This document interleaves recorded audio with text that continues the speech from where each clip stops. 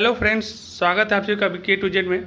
ये जो वीडियो है क्लास 10 के लिए मैथ का कुछ इंपॉर्टेंट क्वेश्चन हो सकता है और ध्यान से सुन के अगर आप लिख लेते तो होगा क्या कि आपको गलती नहीं होगा। हम कैलकुलेशन ज़्यादा करने पाएंगे, बोर्ड मेरे पास है नहीं, लेकिन आपको हम जितना हो सकता है बता देंगे, आप समझ जाएंगे। तो ध्यान से सुन करके इसको आप नोट कर लीजिए। यदि समबाहु त्रिभुज की प्रत्येक भुजा की लंबाई 12 सेंटीमीटर हो तो उसकी ऊंचाई, देखिए 12 है ना, तो नीचे से काटते तो 6 हो जाता है, तो 6√3 इसका आंसर होगा। फिर है कि बिंदु -3 और 5 है कौन सा चतुर्थांश में, तो पहला नहीं होगा, एक -1 प्लस रहता है तो दूसरे चतुर्थांश में होता है। फिर है कि यदि अल्फा बीटा तथा गामा घन बहुपद पॉलिनोमियल है ax³ + bx² + cx + d, तो इसका शून्यक निकालेंगे तो c/a होता है। फिर है कार्तीय तल में x अक्ष पर y का नियामक मान होता है, तो कार्तीय तल में x अक्ष पर y का नियामक मान 0 होता है। उसके बाद अगर पूछा जाए आपके कि 1/√7 क्या है, तो 1/√7 एक क्या है, एक अपरिमेय संख्या। 1/√7 क्या है, एक अपरिमेय संख्या है। उसके बाद अगर आपसे पूछा जाए कि पाई क्या है, तो पाई भी एक अपरिमेय संख्या है, 1/√7 भी एक अपरिमेय संख्या है। उसके बाद अगर आपको दे दिया जाए कि यदि दो समीकरण मतलब कि दो संख्याओं का लासा और मासा 182 और 13, तो गुणनफल क्या होगा, तो 182 को 13 से गुना करेंगे तो देखिएगा 2366 आएगा। ऐसे दूसरा टाइप का भी आ सकता है। साइन थीटा बराबर क्या होता है, तो p/h होता है। द्विघात बहुपद ax² + bx + c के शून्यकों का योगफल, तो -b/a होता है। और अगर ऐसा दिया हुआ है x³ + y³ मतलब कि x³ + y³, तो इसको तोड़ के लिखेंगे तो a मतलब कि x + y का क्यूब + 3xy और ब्रैकेट में हो जाएगा x + y।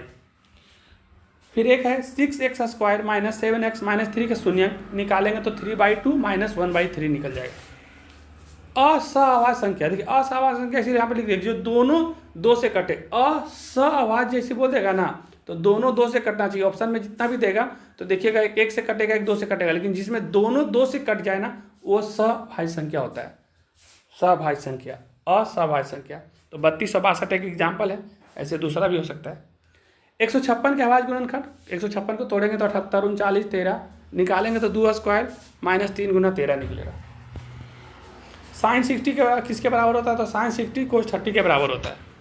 यदि कोस थीटा बराबर 12/13 दे तो साइन बराबर क्या होता है, देखिए कोस थीटा बराबर होता है b/h, तो b दिया हुआ 12, h दिया हुआ 13, p निकालना है तो 13 का स्क्वायर - 12 का स्क्वायर करेंगे तो 5 निकल जाएगा। p मेरा 5 निकल जाएगा, तो p/h कितना हो गया, तो h तो 13 दिया हुआ ही था, p निकल जाएगा 5, तो 5/13। उसके बाद ये लास्ट स्लाइड, यदि साइन थीटा बराबर कोस थीटा होगा तो थीटा का मान कितना होगा, तो थीटा का मान साइन थीटा बराबर कोस थीटा होगा तो थीटा का मान 45 हो जाएगा, 45 डिग्री।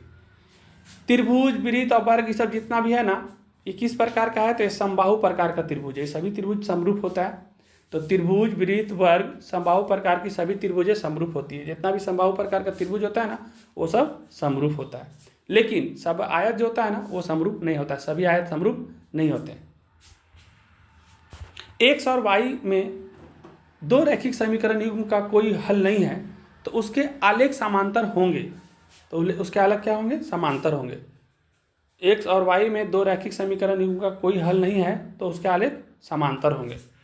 उसके बाद है सबसे छोटी अभाज्य संख्या तथा सबसे छोटी अभाज्य संख्या तथा सबसे छोटी सम संख्या। देखिए सबसे छोटी अभाज्य संख्या क्या है, 2 है, और सबसे छोटा सम संख्या क्या है, 2 है, और दोनों का गुणनफल पूछे तो 2 दूनी 4 हो जाएगा। 12 और 20 के लसा और मासा का योग, देखिए 12 और 20 का पहले लसा निकालिएगा ना तो लसा निकलेगा 12 20 का 60, और दोनों का मासा देखिएगा तो 4 से 12 भी कटता है, 4 से 20 भी कटता है। यही सबसे बड़ा संख्या जो दोनों को काटता है, मतलब मासा होगा 4, दोनों का योग पूछा तो 60 + 4 64। साइन 67 और कोस 23, साइन 90 - थीटा करके निकालेंगे, साइन बदलेगा कोस में, ऊपर नीचे काटेंगे तो एक आंसर आएगा। रैखिक समीकरण युग्म a1x + b1y + c1 = 0 तथा a2x + b2y + c2 = 0 का आदित्य हल, तो ये नॉट इक्वल होता है a1/a2 नॉट इक्वल b1/b2। और बिंदु a, b तथा -a, -b के बीच की दूरी, तो इसको निकालने के लिए हम बता दिए थे कि इसका होता है 2√a² + b²।